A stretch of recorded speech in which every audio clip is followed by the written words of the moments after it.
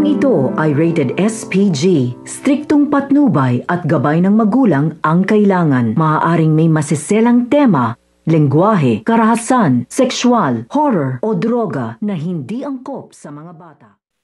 Nalaman na nga nito ni Marites ang kanyang tunay na ama at pinakilala nga nito ni Tinding si Gustavo kay Marites at laking gulat nga nila na isa nga rin palang gerero etong si Marites at etong si Tanggol. Kaya naman naisipan ni Marites na lumapit nga kay Gustavo at nagbabaka sakaling maitigil na ang kanilang hikuaan sa kanilang mga pamilya. Kasabay nga itong mga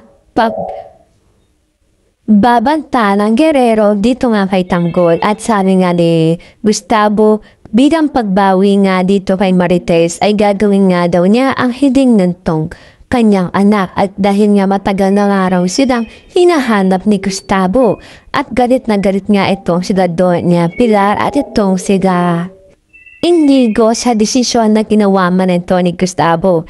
Aabangan pa nga natin kung mananagay pa sa panganib ang buhay nga nito ni Tanggol. Dito nga lang yan sa FPJ Smart Tanki Apo.